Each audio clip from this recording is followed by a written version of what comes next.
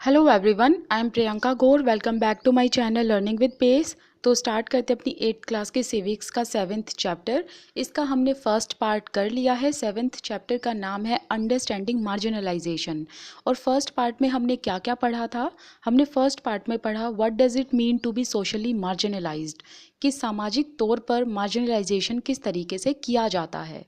और हमने उन सभी फैक्टर्स के बारे में पढ़ा जो फैक्टर्स एक साथ मिलकर किसी सर्टेन ग्रुप को या फिर सर्टेन कम्युनिटी को मार्जिनलाइज्ड फील कराते हैं। और फिर हमने एक स्टोरी के बारे में पढ़ा, एक आदिवासी फैमिली जो दिल्ली में रहती है, सोमा, हेलेन एंड उनके दादू। तो उनके जो दादू थे सोमा एंड हेलेन के, वो अपनी कहानी, अपनी एक स्टोरी बताते हैं जो उनके साथ हुई थी, कि उनको किस तरीके से अपना गांव जो उड़ीसा में था वो छोड़ना पड़ा था। और आज हम बात करेंगे आदिवासी के बारे में और उनके मार्जिनलाइजेशन के बारे में। ओके, यहाँ से स्टार्ट करते हैं। हु आर आदिवासीज, कि आदिवासीज कौन लोग होते हैं, इसके बारे में जानेंगे, इनकी लाइफ के बारे में जानेंगे। हमारे देश में जो आदिवासीज हैं वो कहाँ कहाँ पर रहते हैं उनके बारे में जानेंगे। और जो ये टर्म है ट्राइबल्स, ये भी आदिवासीज के लिए यूज़ की जाती है, तो आप कंफ्यूज मत होना। यहाँ पर साफ साफ लिखा हुआ है tribals are also refer to as Adivasis. जो ट्राइबल टर्म है इसको आदिवासीज के लिए यूज़ किया जाता है। ट्राइबल्स को हिंदी में कहा जाता है जनजाति, और आदिवासी को तो आदिवासी ही कहा जाता है, हिंदी और इंग्लिश दोनों में ही। तो यहाँ पर कंफ्यूज मत होना। अगर ट्राइबल्स वर्ड मैं बोलूँ तो समझ जाना कि वो आदिवासीज की ही हम बात कर रहे हैं। Adivasis, the term literally means original inhabitants, that means मूल निवासी, और जिसे इंग्लिश में नेटिव्स ऑफ द लैंड भी कहा जाता है। आदिवासीज दो वर्ड से मिलकर बना है, इसके बारे में मैंने प्रीवियस वीडियो में बताया था। आदि का मतलब ओरिजिन, वासी का मतलब ड्वेलर्स, और ड्वेलर्स का मतलब ही इनहेबिटेंट्स होता है। तो दैट मीन्स कि original dwellers and original inhabitants, आप कुछ भी बोल दीजिए। और अगर मैं आसान और भाषा में समझाऊं तो हम इसे वनवासी भी कह सकते हैं या फिर रेजिडेंट ऑफ फॉरेस्ट भी कह सकते हैं। Why? Because their entire life and their culture intimately linked with forest only. तो जो ये कम्युनिटी है आदिवासियों की, who lived in close association with forest, that means कि ये फॉरेस्ट के क्लोज एसोसिएशन में रहते आए हैं। दैट मीन्स कि ये जंगलों के साथ ही जीते आए हैं, जंगलों पर ही डिपेंड रहते आए हैं। And often continue to live, और आज भी उसी तरीके से रह रहे हैं। तो एक लाइन में दो बातें कही गई हैं कि ये जंगलों के साथ ही जीते आए हैं और आज भी उसी तरीके से जी रहे हैं। ये आज भी फॉरेस्ट पर ही डिपेंडेंट हैं। Around 8% of India's population is Adivasi. अगर इंडिया की पॉपुलेशन में से हम आदिवासियों की पॉपुलेशन देखें तो 8% पॉपुलेशन आदिवासियों की है। And many of India's important mining and industrial centers are located in Adivasi area. Adivasi area जो हैं, जो आदिवासियों के इलाके हैं, वहाँ पर important mining and industrial centre हैं। क्यों? क्योंकि आदिवासी जहाँ रहते हैं वो एरियाज़ जो हैं वहाँ पर बहुत सारे मिनरल्स पाए जाते हैं। जैसे कि एग्जांपल के तौर पर Chhattisgarh is rich in mineral resources as well as Orissa also. तो यहाँ पर coal, iron, aluminium, limestone, tin, dolomite, तरह तरह के मिनरल्स पाए जाते हैं एंड अदर नेचुरल रिसोर्सेज पाए जाते हैं। तो यहाँ पर जो एरियाज़ हैं आदिवासी के, वो कुछ एरियाज़ यहाँ पर लिखे हुए हैं: Jamshedpur, Rourkela, Bokaro and Bhilai. Adivasis are not homogeneous population. Homogeneous का मतलब होता है जो एक जैसे होते हैं, लेकिन आदिवासी पॉपुलेशन एक जैसी नहीं होती, सब एक जैसे नहीं हैं। आदिवासियों के बीच में भी डिस्टिंक्शन पाई जाती हैं, दैट मीन्स भिन्नताएं पाई जाती हैं।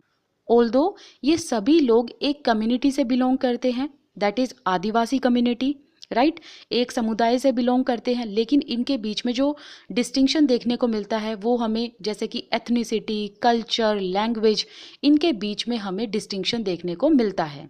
अलग अलग भाषाएं होती हैं। जैसे एग्जाम्पल के तौर पर हमने दादू की फैमिली में देखा कि उनकी लोकल लैंग्वेज संथाली है, लेकिन भारत में 500 से ज़्यादा ग्रुप हैं जो इस कम्युनिटी से बिलोंग करते हैं। लेकिन इसका मतलब ये नहीं है ना कि उन सभी की लैंग्वेज संथाली है, तो हर एक की लैंग्वेज अलग अलग है। तो अगर हम इस कम्युनिटी की बात करें तो इसी कम्युनिटी में ओवर 100 लैंग्वेजेस पाई जाती हैं। There are 500 Adivasi group in India. हमारे भारत में 500 से ज़्यादा आदिवासियों का ग्रुप है। Adivasis are particularly numerous in states. तो यहाँ पर स्टेट के नाम बताए गए हैं जहाँ पर आदिवासी मिलते हैं, आदिवासी रहते हैं। Although Adivasi live through out India but primarily they based in mountain and hilly areas. अब यहाँ पर जो स्टेट्स के नाम दिए गए हैं वो देख लेते हैं। Chhattisgarh, Jharkhand, Madhya Pradesh, Orissa, Gujarat, Maharashtra, Rajasthan, Andhra Pradesh and West Bengal, and then north eastern states जैसे कि अरुणाचल प्रदेश, असम, मणिपुर, मेघालय, मिजोरम, नागालैंड एंड त्रिपुरा। तो यहाँ पर आदिवासी रहते हैं। अगर हम 2001 के सेंसस को देखें तो ज़्यादातर जो कॉन्सेंट्रेशन हमें पाई जाती है आदिवासियों की वो पाई गई छत्तीसगढ़ में। It was around 38% of population was living there, and Jharkhand में 26%, मध्य प्रदेश में 20%, उड़ीसा में 22%, आंध्र प्रदेश में 6%, गुजरात में 15%, राजस्थान में 12% एंड महाराष्ट्र में 9% एंड बिहार में 0.9%। तो ये सेंसस निकाला गया 2001 में। अगर हम 2013 की बात करें तो मई 2013 में एक सर्वे कंडक्ट किया गया था, एंड उस टाइम पर उस सर्वे में ओवर 50 मिलियन जो आदिवासीज थे वो पाए गए थे, एंड 7.5% ऑफ इंडियाज़ पॉपुलेशन किसकी थी? आदिवासीज की। एंड स्केड्यूल्ड ट्राइब्स की अगर हम बात करें आज के टाइम पर तो 705 स्केड्यूल्ड ट्राइब्स हैं आज के टाइम पर जो एग्जिस्ट करती हैं, राइट। तो स्केड्यूल्ड ट्राइब्स जो हैं जो आज के टाइम पर एग्जिस्ट करती हैं वो कितनी हैं? 705। ये सब इस बुक में नहीं लिखा हुआ, ये एक्स्ट्रा इन्फॉर्मेशन थी तो आप राइट डाउन कर सकते हैं। अगर हम अकेले उड़ीसा की ही बात करें तो उड़ीसा में ही 60 से ज़्यादा डिफरेंट ट्राइबल ग्रुप्स रहते हैं। आदिवासी सोसाइटीज़ बहुत डिस्टिंक्टिव होती हैं, बहुत अलग होती हैं, क्योंकि इनके बीच में हायरार्की सिस्टम बहुत रेयर पाया जाता है और वेरी लिटिल होता है। दैट मीन्स कि ऊंच नीच का फ़र्क बहुत कम पाया जाता है इनके बीच में। हायरार्की का मतलब होता है अ ग्रेडेड सिस्टम और अरेंजमेंट ऑफ पर्सन और थिंग्स। दैट मीन्स कि लोगों को या चीज़ों को अरेंजमेंट में रख देना या एक ग्रेड में रख देना, upper level and lower level में रख देना।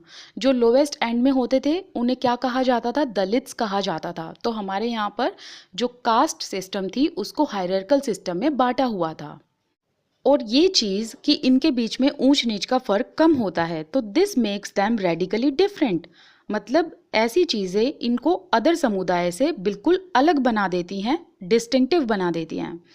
इनका जो समुदाय होता है आदिवासियों का, ये हमारे जाति वर्ण से बिल्कुल अलग होता है, एंड उन समुदाय से भी अलग होता है जिन समुदायों पर कौन रूल करते हैं? राजा रूल करते हैं।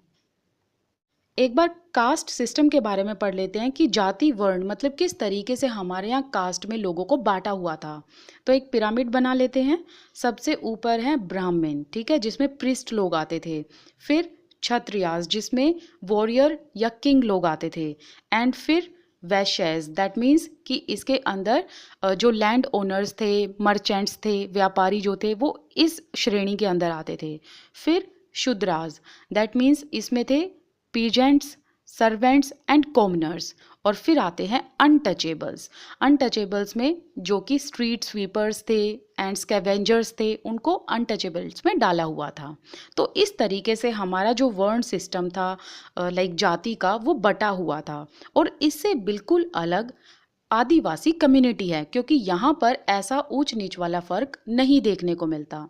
और जहाँ पर जिस समुदाय में राजा रूल करते हैं, राजा का शासन होता है, उससे भी अलग आदिवासी समुदाय होते हैं, क्योंकि इनके यहाँ पर ऐसा रूल नहीं होता। ऑल्दो हर एक जो ग्रुप होता है आदिवासियों का, इनके बीच में एक किंग जरूर होता है, बट इस तरीके से वो किंग रूल नहीं करता जिस तरीके से अदर समुदाय में राजाओं का शासन होता है।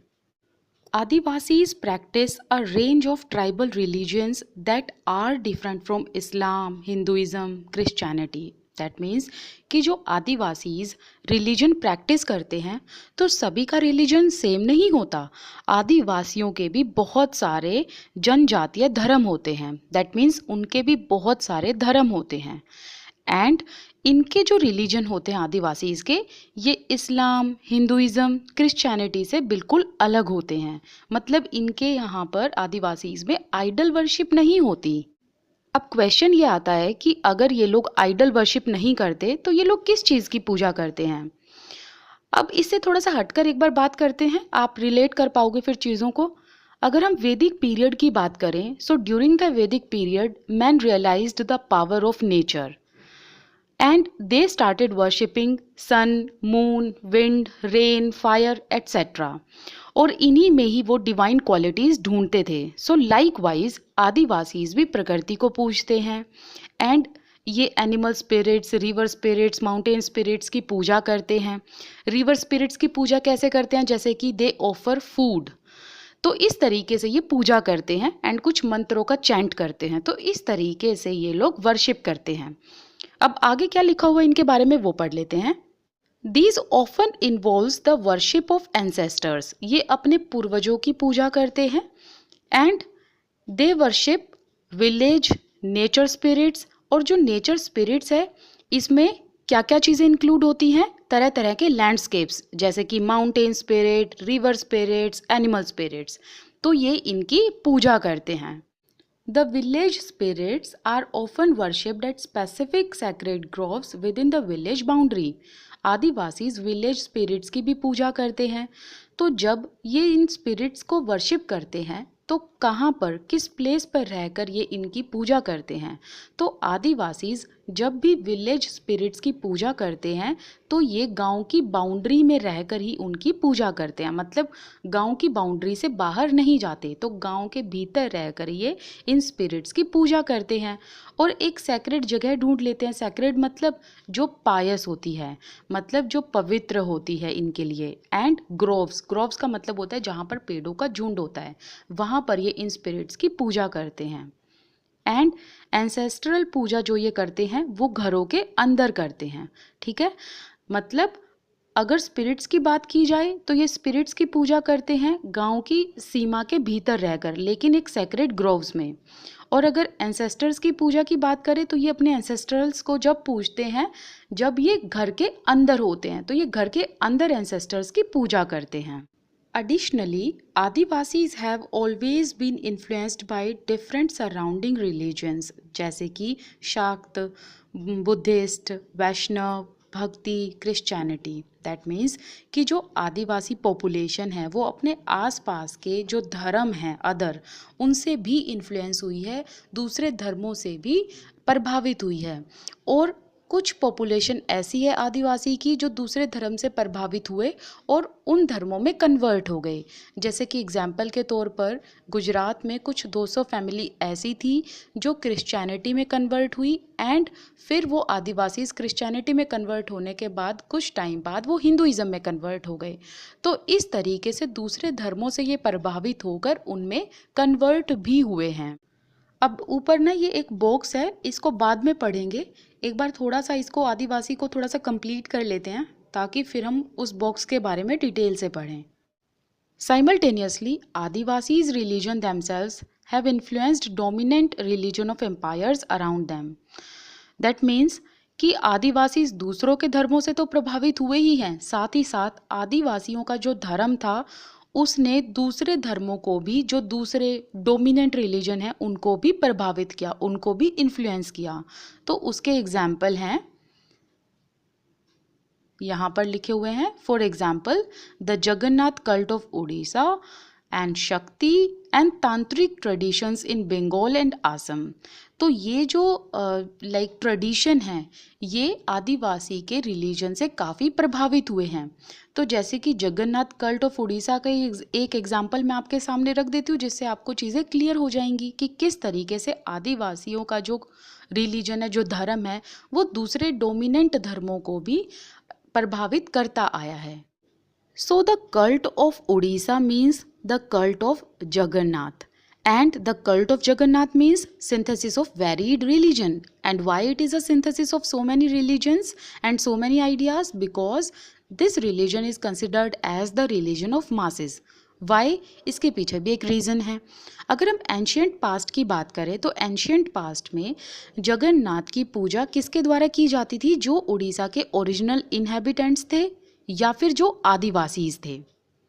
बट सेंचुरीज लेटर क्या होने लगा, जो ये कल्ट है, जो इनका ये जो ग्रुप है, इसको डिस्क्राइब किया जाने लगा संस्कृत वर्क में।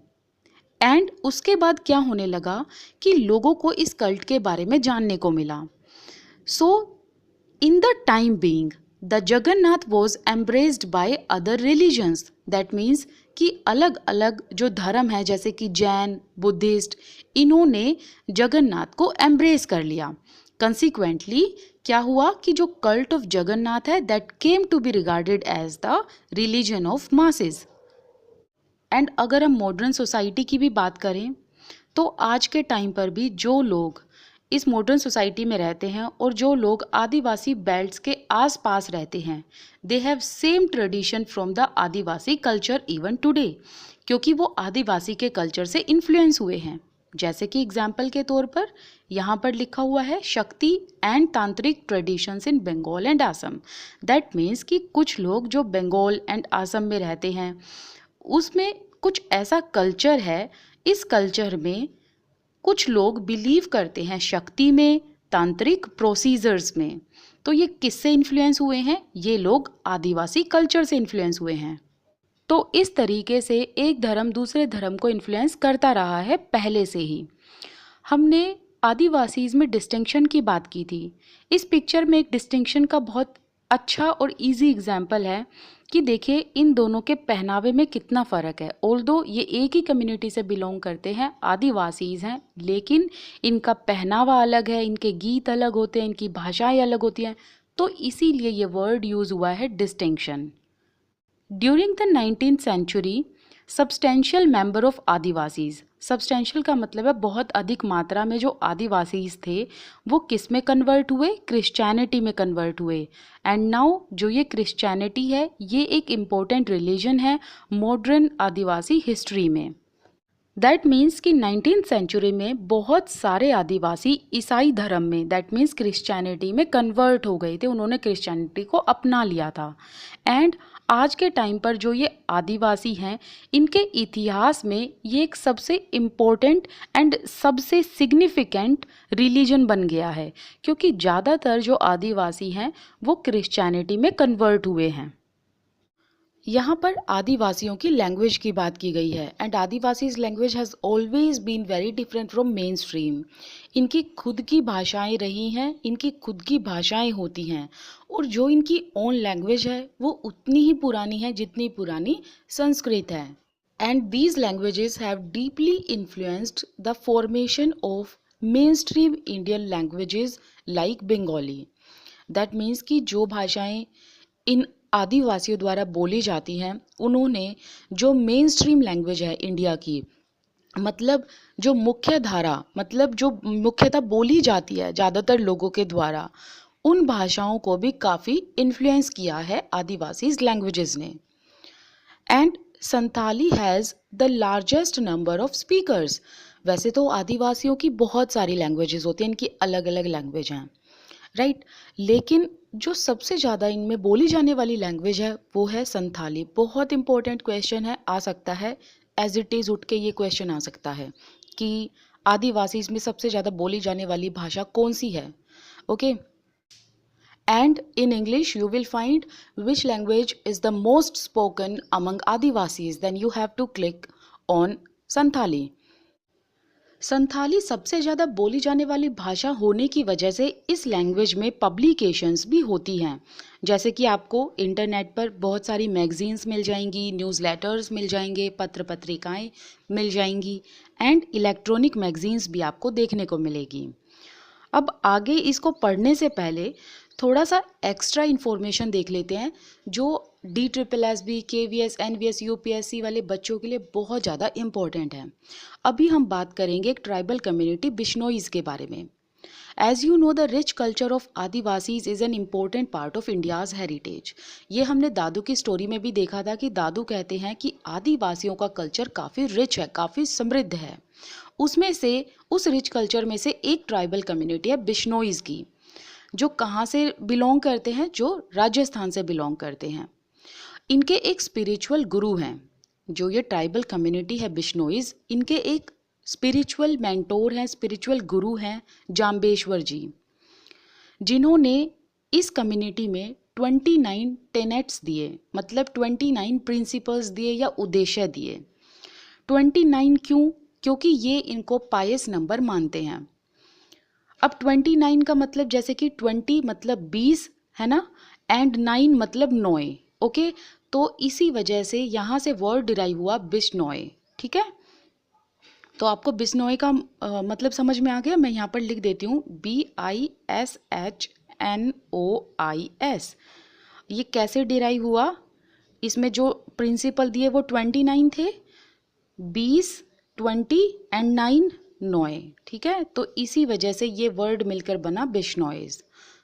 सो this is the origin of their name. Now जो ये 29 प्रिंसिपल्स थे, इसमें इन्होंने किन किन चीज़ों को रखा? पर्सनल हाइजीन को रखा, maintaining good basic health, that means कि जो ये जाम्बेश्वर जी थे ये यूँ कहते थे कि पर्सनल हाइजीन इज़ इम्पोर्टेंट, एक गुड हेल्थ होनी चाहिए, उसको मेंटेन करना चाहिए, हेल्दी सोशल बिहेवियर होना चाहिए और भगवान की पूजा होनी चाहिए, वर्शिप ऑफ गॉड। प्लस इसमें 8 जो टेनेंट्स थे, मतलब जो 8 प्रिंसिपल थे, उसमें ये कहा गया कि बायोडाइवर्सिटी को प्रिजर्व किया जाएगा, एनिमल हस्बेंड्री को एनकरेज किया जाएगा, मतलब एनिमल्स को मारा नहीं जाएगा, इनफैक्ट एनिमल से बनी हुई कोई भी चीज़ खाई पी नहीं जाएगी।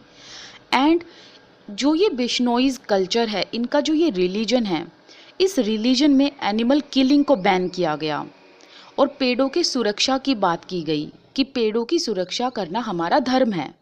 तो इस तरीके की टीचिंग बिश्नोईज में दी जाती हैं। तो जिस तरीके से गुरु ने, जो इनके गुरु थे जाम्बेश्वर जी, उन्होंने जो प्रिंसिपल्स 29 दिए, तो इस कम्युनिटी के लोग इन प्रिंसिपल्स को फॉलो करते हैं। तो कहने का मतलब है कि बिश्नोईज जो प्रकृति है उससे बहुत प्यार करते हैं। सो बिश्नोईज community, they conserve and they take care of nature and they live in harmony instead of exploiting it. तो इनका जो कंट्रीब्यूशन है एनवायरनमेंट में, वाइल्ड लाइफ प्रोटेक्शन में, वो बहुत बढ़कर है। अगर हम एंटायर कंट्री का जो एफर्ट है वो एक साथ रखें तो उसमें इनका जो कंट्रीब्यूशन है बिश्नोईज का to preserve and to conserve the nature and the wildlife protection, वो ज़्यादा देखने को मिलता है। तो इस तरीके की ये ट्राइबल कम्युनिटी है।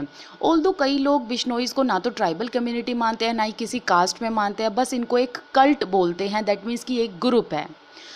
तो आपसे क्वेश्चन किसी भी फॉर्म में आए बिश्नोईज के बारे में, आपको ये चीज़ें पता होनी चाहिए।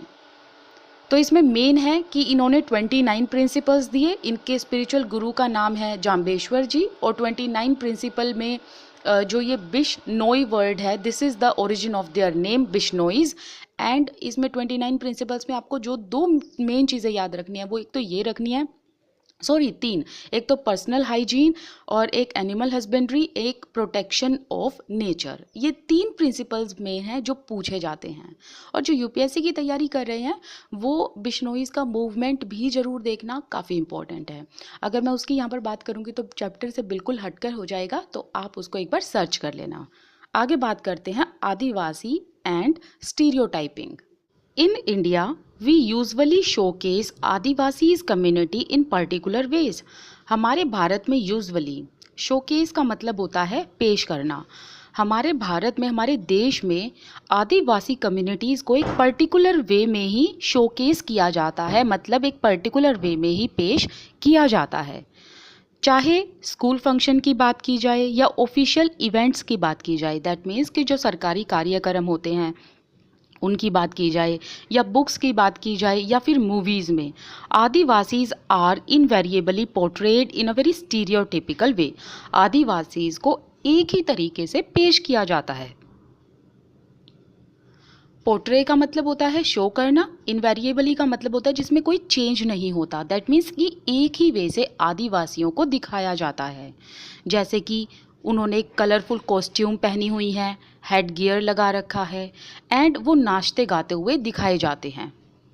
सो दैट मीन्स कि इनको सिर्फ एक ही वे से दिखाया जाता है, जैसे कि इन्होंने रंग बिरंगे कपड़े पहन रखे हैं, सर पर मुकुट लगा रखा है एंड हमेशा इनको नाचते गाते दिखाया जाता है। और इसी वजह से जो हमारी नॉलेज है आदिवासियों के बारे में वो बहुत लिमिटेड है and we are still ignorant about their life, about their suffering and their contribution as well. और कॉन्ट्रीब्यूशन किस तरीके से? Their contribution in enriching India's diverse culture and India's diverse heritage. And हमारे सामने इनको बार बार एक ही तरीके से दिखाया जाता है, तो हमें इनकी दुनिया जो है, इनकी जो सच्चाई है वो तो हमें पता ही नहीं होती, उसके बारे में तो हमें बहुत कम नॉलेज है एंड हम इग्नोरेंट हैं इन चीज़ों के लिए कि इनका क्या कंट्रीब्यूशन है, क्या इनकी सफरिंग है, ये सब चीज़ें हम नहीं जानते। और हमारे सामने जब ये बार बार इनको एक ही तरीके से दिखाते हैं तो हमारे माइंड में एंड लोगों के माइंड में एक नोशन बन जाता है, एक परसेप्शन बन जाता है इन लोगों के लिए। और वो परसेप्शन क्या है कि लोगों को ये लगने लगता है कि ये आदिवासीज बड़े एग्जॉटिक से हैं, दैट मीन्स बहुत आकर्षक तरीके से रहते हैं, बड़ी रंग बिरंगी से कपड़े पहनकर सर पे मुकुट लगा कर रखते हैं हर टाइम एंड प्रिमिटिव हैं, दैट मीन्स कि बहुत पुराने किस्म के लोग हैं जो अपने अंदर चेंज लाना ही नहीं चाहते एंड हमें ये बैकवर्ड लगने लगते हैं, दैट मीन्स कि ये जो कम्युनिटी है ये बहुत पिछड़ी हुई है, ये एडवांसमेंट की तरफ बढ़ना ही नहीं चाहते। तो ये सब नोशन लोगों के माइंड में बनने लगते हैं।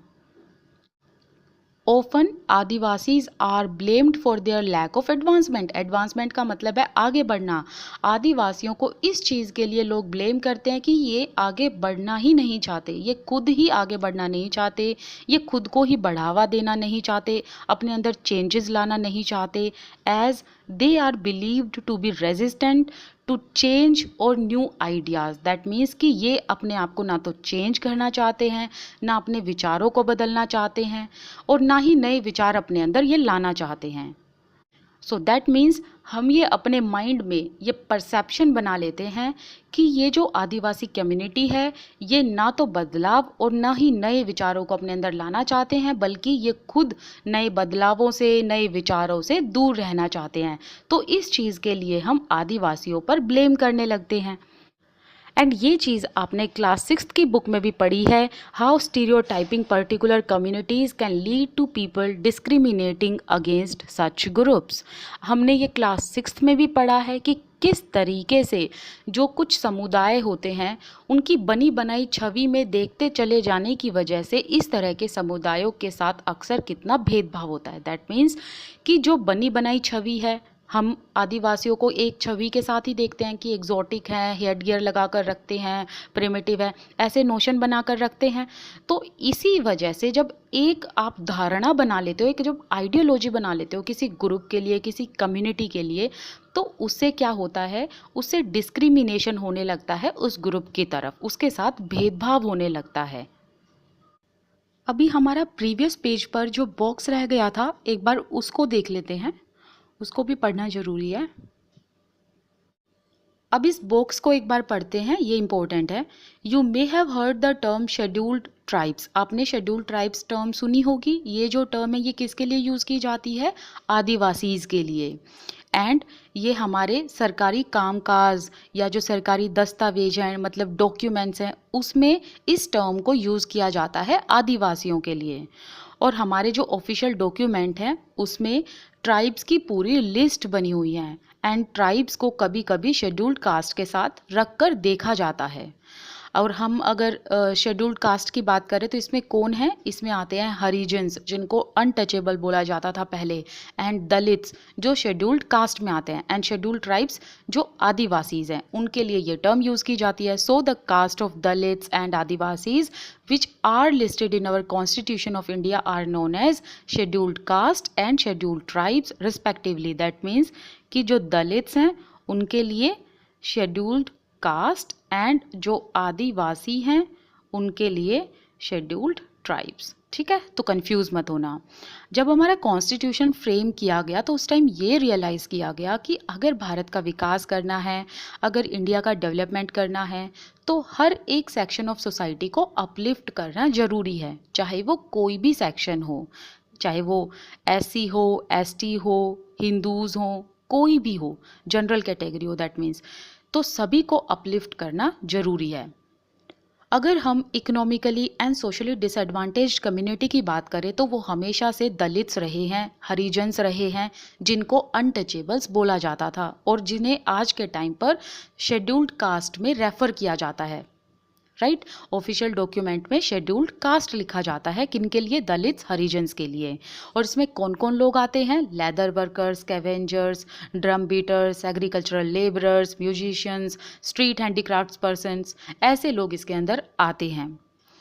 एंड इनको शुरू से ही, पहले की अगर हम बात करें तो इनको पहले से ही डिस्क्रिमिनेट किया जाता रहा है, एक्सप्लॉइट किया जाता रहा है हायर कास्ट के द्वारा। एंड फिर बाद में कॉलोनियल पावर ने इनके साथ डिस्क्रिमिनेशन किया, इनको एक्सप्लॉइट किया, क्योंकि कॉलोनियल पावर्स की अपनी मोनोपोली होती थी रिसोर्सेज पर, तो इसीलिए उन्होंने भी इनको स्लेव बनाकर रखा है।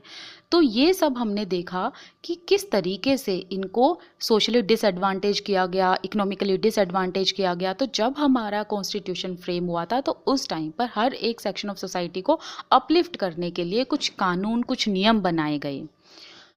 तो यहाँ पर मैं एक महात्मा गांधी का कोट बताने वाली हूँ जो बहुत इंपॉर्टेंट है। वो इस बुक में नहीं है, एक्स्ट्रा है, लिख लेना, एग्जाम में किसी भी फॉर्म में आ सकता है ये आपके पास। महात्मा गांधी, महात्मा गांधी कोल्ड दलित्स, मतलब इन्होंने दलित्स को क्या कहा था? इन्होंने दलित्स को कहा था हरिजन, हरिजन्स। और जो हरिजन्स है इसका मतलब क्या है? God's own people. Mahatma Gandhi ने दलित्स को कहा हरिजन्स, और हरिजन्स का मतलब है गॉड्स ओन पीपल। ठीक है, मतलब भगवान के बच्चे या भगवान के बंदे। ठीक है, तो इन्होंने ये जो टर्म यूज़ किया था उसके साथ साथ इन्होंने ये कहा था कि इनका सोसाइटी में एक रिस्पेक्टफुल प्लेस होना चाहिए और इनके जो राइट्स हैं वो प्रॉपर होने चाहिए, कोई इनके राइट्स छीन नहीं सकता, क्योंकि ये गॉड्स ओन पीपल हैं। तो इनको अपलिफ्ट करने के लिए महात्मा गांधी ने ये फ्रेज दिया था, बहुत इंपॉर्टेंट है, याद रखना। ओके, चलिए स्टार्ट करते हैं आगे वाला जो भी पार्ट है, आदिवासीज एंड डेवलपमेंट। ठीक है, अब पढ़ते हैं Adivasis and development. As you have read in your history textbook that forests were absolutely crucial to the development of all empires and settled civilization in India. That means forest played a very crucial role in developing the empires and in settling down the civilizations in our country. तो जो भी empires रहा करते थे पहले और इनमें जो रूलर्स थे, किंग थे, वो सभी फॉरेस्ट पर डिपेंड रहा करते थे और इन आदिवासियों की हेल्प लिया करते थे। किस तरीके से?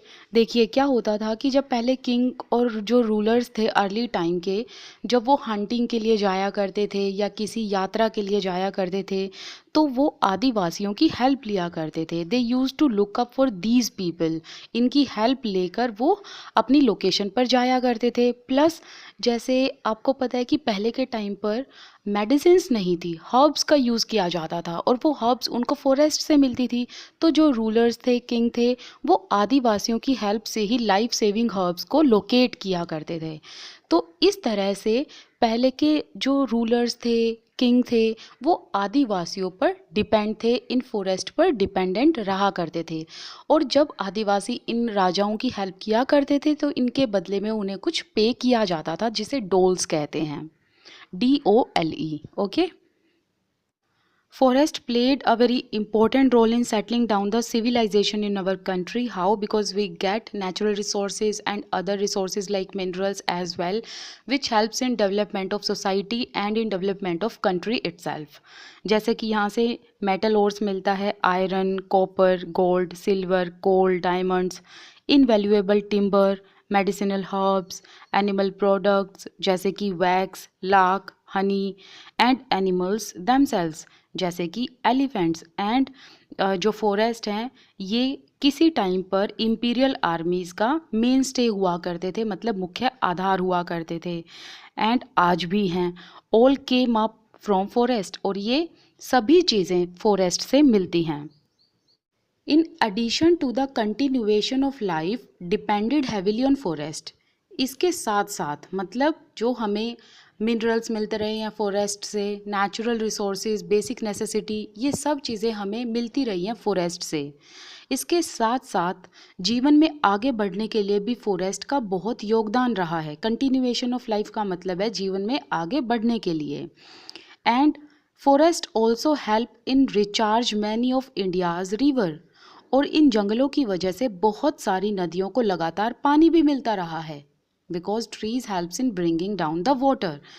As it is becoming clearer now, that means कि अब और भी चीज़ें हमें क्लियर समझ आने लगी हैं कि फॉरेस्ट एक क्रूशल रोल प्ले करते हैं in availability and in quality of getting water and air. That means कि हवा और पानी ये सब हमें मिलते हैं। इसमें किसका योगदान है? फॉरेस्ट का। Forest covered the major part of our country till the 19th century. 19th century तक की अगर हम बात करें तो जंगलों ने हमारे देश का बहुत सारा पार्ट कवर किया हुआ था। And Adivasis had a deep knowledge and deep access to as well as control over most of these vast tracts at least till the middle of 19th century. अगर हम मिडल 19th सेंचुरी की बात करें तब तक आदिवासियों का इन फॉरेस्ट पर, इन जंगलों पर कंट्रोल भी रहा है, इनका एक्सेस भी रहा है, मतलब पहुंच भी रही है, रीच भी रही है, प्लस आदिवासियों को इनकी नॉलेज भी थी। जैसा कि मैंने एक एग्जाम्पल बताया आपके सामने, अगर मेडिसिनल हर्ब्स ढूंढनी होती थी तो उनको लोकेट करने के लिए आदिवासियों की हेल्प ली जाती थी। तो आदिवासियों को इन फॉरेस्ट का पूरा ज्ञान था और इन पर कंट्रोल भी था। लेकिन till the middle of the 19th century, because Adivasis have always been original settlers in the hinterland and they have been living there for ages। और ये बहुत टाइम से रहते आ रहे थे, तो इनको फॉरेस्ट का बहुत ज़्यादा ज्ञान था। So this meant that they were not ruled by large states and empires। तो इसका मतलब है आदिवासियों पर न तो किसी लार्ज स्टेट का रूल हुआ करता था और न ही किसी बड़े एम्पायर मतलब साम्राज्य का इन पर रूल हुआ करता था। आदिवासियों की अपनी अलग दुनिया हुआ करती थी। इंस्टेड बल्कि जो एम्पायर्स थे ना अर्ली टाइम पे, वो हैविली डिपेंड रहा करते थे इन आदिवासियों पर। क्यों? क्योंकि फॉरेस्ट रिसोर्सेज की जब एम्पायर्स को ज़रूरत हुआ करती थी, एम्पायर्स में जो किंग, रूलर्स, वहाँ पर रहने वाले जो लोग थे, जब उनको फॉरेस्ट रिसोर्सेज की ज़रूरत हुआ करती थी तो वो आदिवासीज पर डिपेंड रहा करते थे। जैसे कि मैंने वो मेडिसिनल हर्ब्स वाला एग्जांपल दिया था, वो यहीं पर अप्लाई होता है। This is radically contrary to our images of Adivasis today. आज की जो आदिवासीज की हम बात करें तो आज के आदिवासियों की जो इमेज है, जो छवि है, वो पहले के आदिवासियों की तस्वीर से बिल्कुल अलग है। जैसे पहले के आदिवासी में हम क्या पढ़ते हैं कि उनका जंगलों पर कंट्रोल था, अपनी अलग दुनिया में रहा करते थे। लेकिन अगर आज की बात करें तो इन आदिवासियों को अलग नज़रिए से लोग देखने लगे। Somewhat marginal and powerless community, इन लोगों को मार्जिनलाइज्ड कर दिया गया, एक साइड में कर दिया गया, मेन स्ट्रीम से बाहर निकाल दिया गया। एंड इनको एक पावरलेस, दैट मीन्स एक वीक समुदाय के रूप में देखा जाता है। इन प्री कॉलोनियल वर्ल्ड, अगर हम ब्रिटिशर से पहले की बात करें तो आदिवासीज जो थे दे वर ट्रेडिशनली रेंज्ड हंटर गैदरर्स, मतलब ये शिकार किया करते थे। एंड नोमैड्स थे, कुछ आदिवासी ऐसे थे जो एक जगह से दूसरी जगह पर जाते रहते थे। शिफ्टिंग कल्टीवेशन किया करते थे, मतलब जो शिफ्टिंग एग्रीकल्चरल होती है, एक जगह से दूसरी जगह पर जाकर एग्रीकल्चर करना, खेती बाड़ी करना। और कुछ आदिवासी ऐसे थे जो एक ही जगह पर रहकर भी कल्टीवेशन किया करते थे। तो इस तरीके से ये अपनी ज़िंदगी जिया करते थे, इस तरीके का लाइवलीहुड इन लोगों का था। अभी हमने प्री कॉलोनियल वर्ल्ड की बात की, तो हम कॉलोनियल पीरियड की भी बात करेंगे। एंड हम ये भी जानेंगे कि कॉलोनियल पीरियड के अंडर में किस तरीके से आदिवासीज़ का एक्सप्लॉयटेशन हुआ, नेचुरल रिसोर्सेज का एक्सप्लॉयटेशन हुआ। ऑल्दो जो आदिवासी की परंपराएं हैं वो आज भी सेम हैं, लेकिन अगर हम पिछले 200 साल की बात करें तो पिछले 200 सालों से आदिवासीज़ को दूसरी जगह पर ढकेला जा रहा है। क्यों? बिकॉज ऑफ इकोनॉमिक चेंजेस, जो आर्थिक बदलाव हो रहे हैं, या जो फॉरेस्ट पॉलिसीज़ हैं, मतलब जो वन विभाग की नीतियां हैं वो चेंज हो रही हैं, या फिर जो पॉलिटिकल फोर्स अप्लाई होता है किसी स्टेट पर या प्राइवेट इंडस्ट्रीज़ पर, इन वजह से इन आदिवासियों को माइग्रेट करने के लिए फोर्स किया जा रहा है कि ये बाहर जाएं और अलग जगह काम ढूंढें, जैसे कि प्लांटेशंस में या कंस्ट्रक्शन साइट पर काम करें, इंडस्ट्रीज़ में काम करें या डोमेस्टिक वर्कर की तरह काम करें, मतलब किसी के घर में रहकर नौकरी करें। तो कहने का मतलब है कि पिछले 200 सालों से जो ये आर्थिक बदलाव हुए हैं, जो वन नीतियाँ हुई हैं, जो पॉलिसीज़ चेंज हुई हैं, और ये राज्य पर एंड जो प्राइवेट इंडस्ट्री पर लोगों का पॉलिटिकल इन्फ्लुएंस रहा है, इसकी वजह से इन लोगों को अपनी जगह छोड़नी पड़ी, और इनको अगर ये नहीं भी छोड़ते ना तो इनको ढकेला जा रहा है बाहर, ताकि ये बाहर जाकर दूसरे कस्बों में काम ढूंढने लगे, और इनकी जो जगह है वहाँ पर रिसोर्सेज बहुत ज़्यादा हैं, तो उन रिसोर्सेज का फ़ायदा उठाया जा सके, डेवलपमेंट किया जा सके उन जगह पर। इस वजह से इनको माइग्रेट करने के लिए फोर्स किया जा रहा है, क्योंकि आदिवासी जहाँ रहते हैं वो प्लेसेस नेचुरल रिसोर्सेज से भरपूर हैं। For the first time in history, इतिहास में पहली बार, दे डू नॉट कंट्रोल और have much direct access to forest territories. That means कि इतिहास में पहली बार ऐसा हुआ है कि आज इन आदिवासियों का इन फॉरेस्ट टेरिटरीज पर कोई नियंत्रण नहीं है और न ही कोई डायरेक्ट एक्सेस है, मतलब अब इनकी कोई डायरेक्ट पहुंच भी नहीं है, क्योंकि अब वहाँ पर डेवलपमेंट के नाम पर इन लोगों को वहाँ से माइग्रेट कर दिया गया है और इन लोगों का कंट्रोल उनसे छीन लिया गया है। पहले के टाइम की बात करें तो आदिवासियों का कंट्रोल था फॉरेस्ट पर, लेकिन आज के टाइम पर ऐसा कुछ नहीं है। अब फॉरेस्ट पॉलिसीज़ बन चुकी हैं, इकोनॉमिक चेंज हो चुका है, और अब इन लोगों का direct access and direct control नहीं है फॉरेस्ट टेरिटरीज पर। दैट मीन्स कि आदिवासियों का ना तो कोई नियंत्रण है इन फॉरेस्ट पर और ना ही कोई पहुंच है इन जंगलों तक। ओके, क्योंकि अब ये जो फॉरेस्ट हैं, फॉरेस्ट टेरिटरीज हैं, ये संभाली जाती हैं वन विभाग अधिकारियों द्वारा। अगर हम कॉलोनियल पीरियड की बात करें तो ब्रिटिशर्स ने हमारे देश के नेचुरल रिसोर्सेज को बहुत एक्सप्लॉइट किया, और जब उन्हें ये पता चला कि भाई हमारा भारत जो है वो तो सोने की चिड़िया है, तो जब उन्होंने ये देखा कि यहाँ पर तो मिनरल्स, नेचुरल रिसोर्सेज भरपूर मात्रा में हैं, तो उन्होंने आदिवासीज एरिया में से जो आदिवासियों का सेटलमेंट था उनको हटा दिया वहाँ से, और वहाँ से टिम्बर ले लिया, अदर रिसोर्सेज ले लिए। तो यहाँ से ब्रिटिशर सस्ते दामों पर लेते थे और महंगे दामों पर बाहर बेचते थे, और जो आदिवासीज जिनको ब्रिटिशर्स ने हटाया था, अब ब्रिटिशर्स ने उनको स्लेव्स की तरह रख लिया और उनसे काम कराया जाता था। प्लांटेशन में, फैक्ट्री में, अदर एक्टिविटीज़ में आदिवासियों से काम कराया जाता था। एंड अगर हम पोस्ट इंडिपेंडेंस एरा की बात करें तो इंडियन गवर्नमेंट ने पॉलिसीज़ ऐसी बनाई एंड ऐसे इकोनॉमिक चेंजेस हुए जिसकी वजह से डेवलपमेंट के नाम पर आदिवासीज़ को इनके एरिया से माइग्रेट करने के लिए फोर्स किया जाने लगा। यहाँ पर एक एग्जाम्पल भी है माइग्रेशन का। From the 1830s onwards, the Adivasis from Jharkhand and adjoining areas moved in a very large numbers to various plantations in India and the world, जैसे कि मॉरिशस हो गया, कैरिबियन हो गया, इवन ऑस्ट्रेलिया हो गया। दैट मीन्स कि 1830 onwards अगर हम देखें 1830 के दशक में, जब से ही झारखंड और जो झारखंड के आसपास वाले जो इलाके थे उन इलाकों से जो आदिवासी थे ना, वो भारत और दुनिया के कई जगहों पर, कई एरियाज़ में आते जाते रहे हैं, जैसे कि मॉरिशस में, कैरिबियन में, इवन ऑस्ट्रेलिया में भी। जब आदिवासियों का माइग्रेशन हुआ तो कुछ आदिवासी प्लांटेशन में काम करने लगे, तो उसका एग्जाम्पल है that India's T industry became possible with their labour in Assam. Assam में जो टी इंडस्ट्री है वो किस वजह से पॉसिबल हो पाई? वो इन आदिवासियों के श्रम की वजह से ही पॉसिबल हो पाई।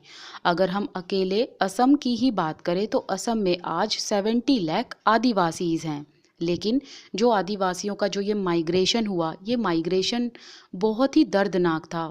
एक्सट्रीम हार्डशिप दैट मीन्स बहुत कठिनाइयों से भरा हुआ माइग्रेशन था, टॉर्चर हुआ है इन लोगों पर। हार्ट ब्रेक दैट मीन्स कि एक हार्ट रेंचिंग स्टोरी है और जिसमें काफ़ी आदिवासियों की मौत भी हुई है। यहाँ पर एक सॉन्ग जो दिया गया है, इस सॉन्ग से आपको ये पता चलेगा कि जो ये माइग्रेंट्स थे, आदिवासीज थे, इनकी क्या होप्स थी, क्या आकांक्षाएं थी और इन्होंने असम में क्या रियलिटी में फेस किया, उसके बारे में ये सॉन्ग है। ठीक है, तो पढ़ते हैं इसकी कुछ लाइनें। Come Mini let's go to Assam, कि आओ मिनी असम चलें, our country has so much suffering, हमारे देश में तो बहुत कष्ट है और हमारी कंडीशन बहुत मिजरेबल है, इससे अच्छा असम चलें, क्योंकि असम में it has tea gardens full of greenery, Assam की धरती पर हरियाली से भरे चाय के बगान हैं। The Sardar says work work, जो उनके ऊपर निगरानी रखते हैं सरदार, वो कहते हैं काम करो काम करो। The Babu says catch and bring them in, कि उन्हें पकड़ कर लाओ, इधर लाओ जो काम नहीं कर रहे हैं। The sahib says I will take off the skin of your back, that means कि मैं तुम्हारी खाल उधेड़ दूंगा। कहने का मतलब है जब वो काम करके थक जाया करते थे या अगर वो थोड़ी देर का रेस्ट लिया करते थे तो इनके ऊपर बहुत ज़्यादा अत्याचार किया जाता था। तो सरदार, बाबू साहेब, ये तीनों इन पर खूब टॉर्चर किया करते थे। अब आगे है, hey Jadooram you deceived us by sending us to Assam, कि हे जादूराम तुमने हमें असम भेजकर बहुत बड़ा छल किया, तुमने हमें धोखा दिया। डिसीव्ड का मतलब होता है धोखा देना। अब यहाँ पर ये लाइन ये इसलिए कहते हैं क्योंकि इनको ये कहा गया कि तुम्हें टोकन जॉब दे दी जाएगी, तुम्हें ऐसी जॉब मिलेगी जिससे तुम अपना पलायन कर सकते हो, अपना घर बार अच्छे से चला सकते हो। कहने का मतलब है इनसे बहुत अच्छे अच्छे प्रॉमिसेस किए गए, लेकिन इन्होंने रियलिटी में ये सब फेस किया। This is the photo of Niamgiri Hill located in Kalhandi district of Odisha. जो उड़ीसा का काल्हांडी जिला है वहाँ पर एक नियामगिरी पर्वत है और इस एरिया में डोंगरिया कोंड रहती है। डोंगरिया कोंड एक आदिवासी कम्युनिटी है, आदिवासी समुदाय है। नियामगिरी इस आदिवासी समुदाय का एक सैक्रेड माउंटेन है। दैट मीन्स कि डोंगरिया कोंड इस नियामगिरी पर्वत को बहुत मानते हैं। लेकिन एक मेजर मतलब एक बड़ी एल्यूमिनियम कंपनी यहाँ पर माइन सेटअप करना चाहती है एंड रिफाइनरी सेटअप करना चाहती है। लेकिन अगर वो इन चीज़ों को यहाँ पर स्टैब्लिश करेंगे तो उसके लिए आदिवासियों को डिस्प्लेस करना ज़रूरी है, और अगर वो डिस्प्लेस नहीं करेंगे तो यहाँ पर ये सेटअप नहीं हो पाएगा। तो जब ये एल्यूमिनियम कंपनी यहाँ पर आई और इन्होंने सोचा कि यहाँ पर रिफाइनरी एंड माइन सेटअप किए जाएं, तो आदिवासी कम्युनिटी ने जमकर इस चीज़ का विरोध किया और जो एनवायरमेंटलिस्ट थे, मतलब जो कि पर्यावरणवादी थे, उन्होंने इन आदिवासी समुदाय का साथ दिया। और आज ये केस सुप्रीम कोर्ट में आज भी ये मुकदमा चल रहा है। तो ये मुकदमा आज भी सुप्रीम कोर्ट में इस कंपनी के खिलाफ चल रहा है। Forest lands have been cleared for timber, timber को पाने के लिए मतलब जो इमारती लकड़ियां हैं ना, उनको पाने के लिए फॉरेस्ट लैंड को क्लियर किया जा चुका है and agricultural and industrial setup के लिए फॉरेस्ट को क्लियर किया जा चुका है ताकि वहाँ पर बड़ी बड़ी इंडस्ट्रीज़ को सेटअप किया जा सके। And Adivasis have also lived in areas, और आदिवासी हमेशा से ऐसी ही जगह पर रहे हैं जो जगह मिनरल्स, नेचुरल रिसोर्सेज से भरपूर रही हैं। अब वहाँ पर इतने मिनरल पाए जाते हैं, इतने नेचुरल रिसोर्सेज हैं, इसी वजह से ये ज़मीनें इनसे छीन ली गई हैं और वहाँ पर mining and large industrial projects को सेट कर दिया गया है। मतलब वहाँ पर बड़ी बड़ी इंडस्ट्रीज सेटअप कर दी गई हैं, माइनिंग इंडस्ट्रीज सेटअप कर दी गई हैं ताकि इन नेचुरल रिसोर्सेज को एक्सट्रैक्ट किया जा सके। और कई बार क्या हुआ है, बिना प्रोसीजर फॉलो किए इनसे इनकी ज़मीन ज़बरदस्ती छीनी गई है। तो पावरफुल फोर्सेस जो हैं, जो कि ताकतवर लोगों का गठन है, जो ताकतवर लोगों का गुट है, उन्होंने इन ट्राइबल लैंड को ज़बरदस्ती इनसे छीना है। किनसे? आदिवासियों से। मच ऑफ द टाइम, ज़्यादातर क्या हुआ है, जो ट्राइबल लैंड छीनी गई है वो ज़बरदस्ती इनसे ली गई है, ना कि किसी प्रोसीजर को फॉलो किया गया है।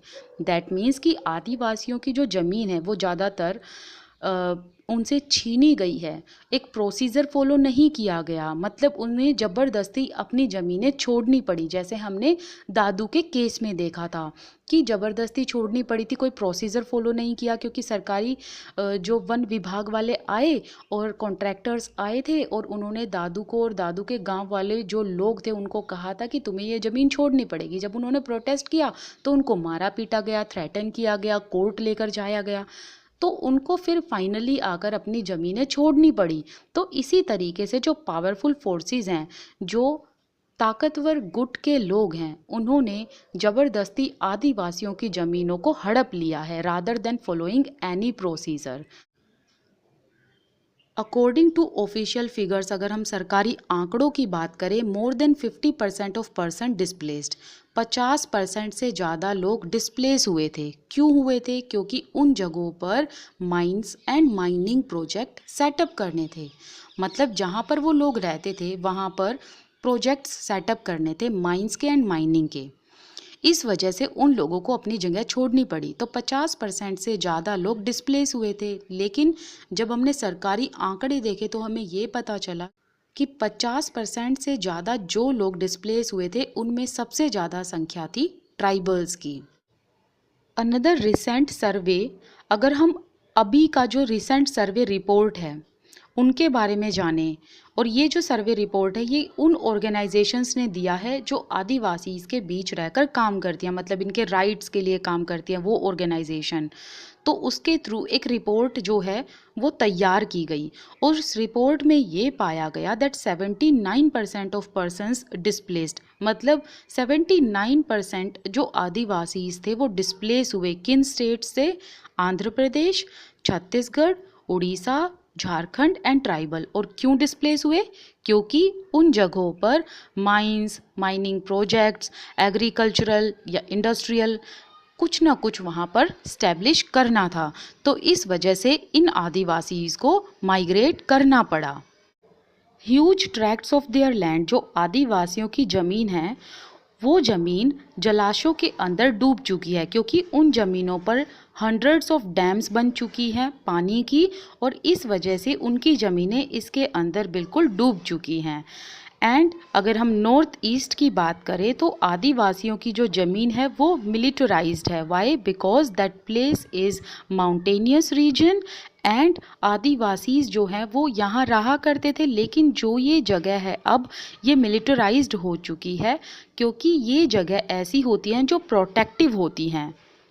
मिलिटराइज्ड का मतलब होता है वो एरिया जहाँ पर आर्मी रहती है, आर्म्ड फोर्सेस होते हैं एंड बहुत सारे वेपन्स रखे जाते हैं। ओके, तो इस ज़मीन को अब मिलिट्री के लिए यूज़ किया जाता है। इंडिया में 104 नेशनल पार्क्स हैं और इतना स्क्वायर मीटर वो पार्क घेरे हुए हैं। और अगर वाइल्ड लाइफ की बात करें तो वाइल्ड लाइफ है 543 और इसका स्क्वायर मीटर भी आप देख लेना। आपसे ये स्क्वायर मीटर नहीं पूछा जाएगा, बट आपसे ये ज़रूर पूछा जा सकता है कि कितने नेशनल पार्क हैं एंड कितनी वाइल्ड लाइफ सेंचुरीज़ हैं। और जहाँ पर नेशनल पार्क बने हुए हैं, वाइल्ड लाइफ सेंचुरीज़ बनी हुई हैं, ये ज़मीनें पहले ओरिजिनली इन आदिवासियों की हुआ करती थी, जहाँ से इनको अब अविक्ट कर दिया है, मतलब इनको निकाल दिया है। When they continue to stay in these forests, they are termed as encroacher. That means कि अगर वे इन जंगलों में रहने की कोशिश भी करें ना आदिवासी, तो इन्हें एनक्रोचर कह दिया जाता है, घुसपैठ या करार कर दिया जाता है। Losing their lands and access to the forest, that means जिन ट्राइबल ग्रुप्स से या जिन कम्युनिटीज़ से उनकी ज़मीनें छीन ली गई, उनकी ज़मीनें उनसे ले ली गई और अब उनका ना तो फॉरेस्ट में कंट्रोल रहा ना एक्सेस रहा। सो दैट मीन्स कि अब उनका जो मेन सोर्स ऑफ लाइवलीहुड था वो उनसे छीन लिया गया। मतलब अब ये अपने लाइवलीहुड से वंचित हो चुके हैं, अपने फूड से वंचित हो चुके हैं, क्योंकि ये लोग तो फॉरेस्ट पर ही डिपेंड रहा करते थे, अपनी बेसिक नेसेसिटी फॉरेस्ट से ही पूरी किया करते थे।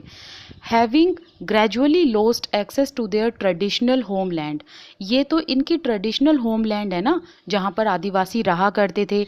तो जब वो इनसे छीन ली गई तो आदिवासीज को ज़बरदस्ती वहाँ से निकलना पड़ा, डिस्प्लेस होना पड़ा, माइग्रेट होना पड़ा अदर सिटीज़ में इन सर्च ऑफ वर्क, ताकि वो काम ढूंढ सकें, where they are employed for very low wages in local industries, और जहाँ पर इनको कम वेतन में रखा जाने लगा, अलग अलग जगह पर ये काम करने लगे कम पैसों में, जैसे कंस्ट्रक्शन साइट पर, बिल्डिंग बनाने में, एंड इंडस्ट्रीज़ में फैक्ट्री वर्कर की तरह काम करने लगे, प्लांटेशन में काम करने लगे। वहाँ पर भी इनके साथ बहुत अत्याचार होता था, और जितना ये काम करते थे उसके मुकाबले इन्हें बहुत कम वेज, मतलब बहुत कम वेतन दिया जाता था। तो इन आदिवासियों के पास और कोई चारा नहीं होता ये छोटी सी वेतन में काम करने के अलावा, क्योंकि इनको अपना भी पेट भरना होता और अपने परिवार वालों का भी। दस they get caught in a cycle of poverty and deprivation, और इसी वजह से इनको कम वेतन तो मिलता है, जिससे इनका ना लाइवलीहुड अच्छे से चल पाता, ना ही पूरी फैमिली का ये पेट भर पाते हैं। तो इसी वजह से ये गरीबी के साइकिल में फंस जाते हैं, और डेप्रीवेशन दैट मीन्स कि बहुत चीज़ों में इनको हानि हो जाती है। 45% of tribal groups in rural areas, मतलब गांव में 45% एंड शहरों में 35% जो जनजाति है वो गरीबी रेखा से नीचे जी रही है। कई बार क्या होता है कि ये भूख में मर भी जाते हैं। This leads to deprivation in other areas, और ये गरीबी रेखा से नीचे जीते हैं इसी वजह से अलग एरियाज़ में, नॉट ओनली पैसों के ही मामले में बल्कि अदर एरियाज़ में भी इनको बहुत हानि होती है। जैसे इनको 3 वक्त की रोटी भी नसीब नहीं होती है। Many tribal childrens are malnourished, और जो ट्राइबल बच्चे हैं वो मेल नरिश्ड हैं। मेल नरिश्ड का मतलब होता है कुपोषण। When someone is malnourished that means they don't get enough food to eat, उनके पास खाने के लिए प्रॉपर फूड नहीं होता, वो भूखे रहते हैं, ना ही उनके शरीर में कोई न्यूट्रिएंट होता है, और वो न्यूट्रिएंट्स जो हेल्दी रहने के लिए ज़रूरी होते हैं वो उनके शरीर में नाम मात्र भी नहीं पाए जाते।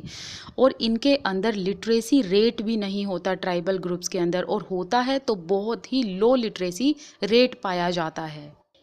When Adivasis are displaced from their lands, जब आदिवासियों को उनकी ज़मीन से डिस्प्लेस किया गया, मतलब उनको हटाया गया, तो वो source of income that means कि आमदनी का सोर्स तो खोते ही हैं, इसके साथ साथ बहुत सारी चीज़ें भी वो खो देते हैं अपनी ज़िंदगी से। जैसे कि दे लूज़ देयर ट्रेडिशन, वो अपना ट्रेडिशन खो देते हैं, कस्टम खो देते हैं, रीति रिवाज खो देते हैं, वे ऑफ लिविंग जिस तरीके से वो रहते हैं वो खो देते हैं, एंड बीइंग दैट मीन्स कि जो उनका अस्तित्व है वो भी ये लोग खो देते हैं। जैसे कि हमने दादू की स्टोरी में पढ़ा था कि जब वो अपना गांव छोड़कर शहर में आते हैं तो उस टाइम पर उनको रेंटेड हाउस में रहना पड़ता है, जो उनके लिए बहुत तंगी वाला रूम होता है। और कहाँ ये लोग गांव में ओपन स्पेसेस में रहते हैं, और कहाँ जब ये माइग्रेट कर जाते हैं और जब ये अपनी जगह को डिस्प्लेस कर देते हैं तब इनको रेंटेड रूम में रहना पड़ता है, या छोटे घरों में रहना पड़ता है, या झुग्गी झोपड़ी में रहना पड़ता है। तो ये अपना अस्तित्व खो देते हैं, अपना ट्रेडिशन खो देते हैं, इनकम तो खोते ही हैं, बहुत सारी चीज़ें उनके साथ इनकी चली जाती हैं। Govind Maran who was displaced due to refinery project in Orissa, Orissa में रिफाइनरी प्रोजेक्ट सेट किया जाना था, तो जो भी उस ज़मीन पर रहने वाले आदिवासी थे, लोग थे, उनको डिस्प्लेस किया गया, मतलब उनको उनकी ज़मीन से हटाया गया। तो उनमें से एक थे गोविंद मारन। तो गोविंद मारन यहाँ पर कहते हैं कि जो रिफाइनरी सेटअप करने आए थे, they took our farming land, उन्होंने हमारी खेतों वाली ज़मीन ले ली, कुछ ही घर उन्होंने छोड़े थे। They took the cremation ground, even though उन्होंने शमशान भूमि वाली जो जगह थी वो भी उन्होंने ले ली थी, टेम्पल ले लिए थे, एंड वेल मतलब जो कुएं थे, पोंड मतलब जो तालाब थे, वो सारी जगह इन्होंने हथिया ली थी। And how will we survive, तो हम कैसे सर्वाइव करते, इसी वजह से उनको माइग्रेट करना पड़ा। As you have read, there exists an interconnectedness between the economic and social dimensions of tribal life. अगर हम ट्राइबल की ज़िंदगी को देखें, इनकी दुनिया को देखें, तो हमें यहाँ पर इंटरकनेक्टेडनेस देखने को मिलती है इकोनॉमिक एंड सोशल डायमेंशंस में। मतलब जो इनका रहने का तरीका है, जो इनके ट्रेडिशन कस्टम है, ट्रेडिशंस हैं, इनका वे ऑफ लिविंग है, इनका बीइंग है, एंड साथ साथ में जो इनका लाइवलीहुड है, जो पैसा है, आर्थिक व्यवस्था है, ये एक दूसरे से कनेक्टेड हैं। अगर इनमें से किसी एक भी स्फेयर पर डिस्ट्रक्शन होता है तो उसका पूरा का पूरा प्रभाव दूसरे स्फेयर पर देखने को मिलता है। डिस्ट्रक्शन का मतलब विनाश या हानि।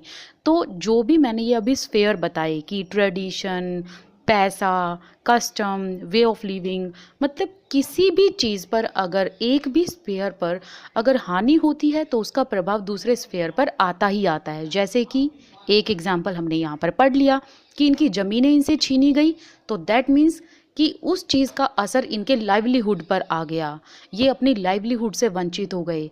और जब इनके लाइवलीहुड पर बात आई तो ये अपने कस्टम, अपने ट्रेडिशंस को एंड ना ही अपने वेल बीइंग को फॉलो कर पाए। जिस तरीके से ये रहा करते थे ना उस तरीके से ये रह पाए, ना ही इनका अस्तित्व रह पाया। कहने का मतलब है एक स्फेयर दूसरे स्फेयर को नुकसान पहुंचाता है, वो हमें यहाँ देखने को मिलता है। एंड हमने जो भी ये चीज़ें पढ़ी, इनका जो प्रोसेस पढ़ा कि कैसे इनसे डिस्पोजेशन, दैट मीन्स कैसे इनसे इनकी चीज़ें छीनी गई, छीना झपटी की गई, डिस्प्लेसमेंट कैसे इनको इनकी जगह से हटाया गया और इनको मजबूरी में माइग्रेट करना पड़ा, ये सब चीज़ें बहुत पेनफुल और बहुत वॉयलेंट होती हैं, मतलब बहुत हिंसक होती हैं। और हमने ये भी पढ़ा कि इसका कॉन्सिक्वेंस ज़्यादातर यही होता है कि आदिवासीज़ मौत के मुंह में चले जाते हैं, कुछ आदिवासी मर जाते हैं और जो माइग्रेट करते हैं टाउन में वो हंगर की वजह से मर जाते हैं, क्योंकि उनका वेतन ही इतना कम होता है कि वो लाइवलीहुड ढंग से अर्न नहीं कर पाते, अपना पेट नहीं भर पाते, बच्चों का पेट नहीं भर पाते, इनके अंदर अवेयरनेस नहीं होती है क्योंकि इनका लिटरेसी रेट बहुत कम होता है। तो बहुत सारी चीज़ें जो हैं फिर वो अफेक्टेड हो जाती हैं एक स्फेयर में प्रॉब्लम आने पर। तो हमने ये जाना that Adivasi groups have always been discriminated in the pre and post independence era, that means आज़ादी से पहले भी और आज़ादी के बाद भी इनके साथ डिस्क्रिमिनेशन होता ही रहा है। इनकी ज़मीनें इनसे छीनी जा चुकी हैं। अगर हम ब्रिटिश पीरियड की बात करें, in the name of development इनसे इनकी ज़मीनें छीनी गई और इनको बेघर कर दिया, ये लैंडलेस हो गए, होमलेस हो गए। और जब इन आदिवासियों ने प्रोटेस्ट करने की कोशिश की, रिवोल्ट करने की कोशिश की, तो उस टाइम पर हुआ क्या? उस टाइम पर हुआ ये कि जो ब्रिटिशर्स थे उन्होंने इनके साथ मर्सीलेस बिहेवियर किया, इनको खूब मारा पीटा ताकि ये आगे जाकर कभी रिवोल्ट ना कर पाएँ। ऑल्दो आदिवासियों ने प्रोटेस्ट किया था अगेंस्ट द एक्सप्लॉयटेशन, लेकिन इनके साथ मर्सीलेस बिहेवियर करने के बाद जो रिवोल्ट था वो ये नहीं कर पाए, ये लोग उतनी आवाज़ अपनी उठा नहीं पाए।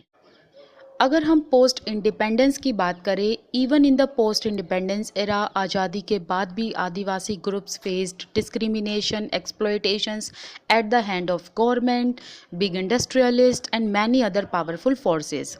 और जो ज़मीनें इनकी थी, जो फॉरेस्ट इनके थे, वो इनसे छीन लिए गए, उन फॉरेस्ट को क्लियर कराया गया for timber, agriculture, mining projects and wild life sanctuaries, national parks. और इसकी वजह से ये होमलेस हो गए, लैंडलेस हो गए और इनके अंदर गरीबी आ गई, इलिटरेसी आ गई, ये ऋण में डूब चुके हैं, इनके अंदर डिजीज़ आ गई हैं, बहुत बीमारियों से ये घिरे हुए हैं एंड अनएम्प्लॉयमेंट, ऐसी चीज़ें हमें इनके अंदर देखने को मिलती है, इस समुदाय के अंदर मेनली देखने को मिलती। ऊपर एक बॉक्स रह गया था, उसको कर लेते हैं। मैंने ये बॉक्स इसलिए नहीं कराया था क्योंकि फिर पूरी चेन टूट जाती है, रिदम टूट जाता है, इसीलिए अब इस बॉक्स को कर लेते हैं। Adivasis use around 10,000 plant spaces, मतलब 10,000 प्लांट स्पेसेस इनके पास होती हैं जो ये यूज़ करते हैं। उसमें से 8,000 जो स्पेसेस हैं वो मेडिसिनल पर्पज़ के लिए यूज़ की जाती हैं, उनसे मेडिसिन्स बनाई जाती हैं, वो हर्ब्स हैं। 325 पेस्टिसाइड्स मतलब कीटनाशक के तौर पर यूज़ की जाती हैं। 425 से गम, रेजिन्स एंड डाइज बनाए जाते हैं। 550 जो है वो एज अ फाइबर वर्क करते हैं, मतलब फाइबर बनाया जाता है। एंड 3500 एडिबल हैं, मतलब उनको खाया जा सकता है। This entire knowledge system gets wiped out when Adivasis lose their rights over forest land. That means कि जब ये कम्युनिटी अपना अधिकार खो देते हैं ना अपनी ज़मीन से, तो क्या होता है, इनकी सारी की सारी जो नॉलेज होती है, जो ज्ञान संपदा है, वो ख़त्म हो जाती है, उसका फिर कोई मूल नहीं रहता, राइट। अब यहाँ पर मैं एक एग्जाम्पल आपको देना चाहूँगी उड़ीसा का। उड़ीसा में ना एक आदिवासी कम्युनिटी थी, किरबिरी। मैं इसका नाम लिख देती हूँ, KIRBIRI। ठीक है, ये कम्युनिटी जब इन्हें डिस्प्लेस किया जाने लगा तो जो 300 फैमिली थी इनको फोर्स किया गया शिफ्ट करने के लिए और अपनी जगह छोड़ने के लिए। तो इनके जो चिफ्टेन थे, मतलब जो इनके मुख्य सरदार थे, उन्होंने पता है क्या कहा था? उन्होंने कहा था जल, जंगल और ज़मीन हमारे लिए जीवन है, इनके बिना हमारा अस्तित्व नहीं है। That means water, forests and land are our life, without them we have no existence। तो यहीं पर ये लास्ट वाली लाइन जो है इसी से मिलती जुलती है कि अगर इनसे इनकी ज़मीन छीन ली जाती है तो इनकी जो ज्ञान संपदा है वो ख़त्म हो जाती है, क्योंकि आदिवासीज़ को फॉरेस्ट की बहुत नॉलेज होती है। जैसे कि बताया कि पहले के टाइम पर जो रूलर्स थे, किंग थे, वो आदिवासियों पर डिपेंड रहा करते थे to locate the natural resources, to locate the medicinal herbs and many other things. तो यहाँ पर हम ये पार्ट फिनिश करते हैं। तो कल हम बात करेंगे माइनॉरिटीज़ एंड मार्जिनलाइजेशन के बारे में, और आगे का जितना भी चैप्टर है उसको हम कल नेक्स्ट वीडियो में कंप्लीट करेंगे। आप मुझे इंस्टाग्राम अकाउंट पर फॉलो कर सकते हैं, मेरे साथ टेलीग्राम ग्रुप पर जुड़ सकते हैं एंड मुझे अदर सोशल मीडिया अकाउंट्स पर फॉलो कर सकते हैं। आपको सभी के लिंक डिस्क्रिप्शन बॉक्स में मिल जाएंगे। This side Priyanka Gaur. I wish you all the best, keep learning. Thank you so much for watching this video. Thank you.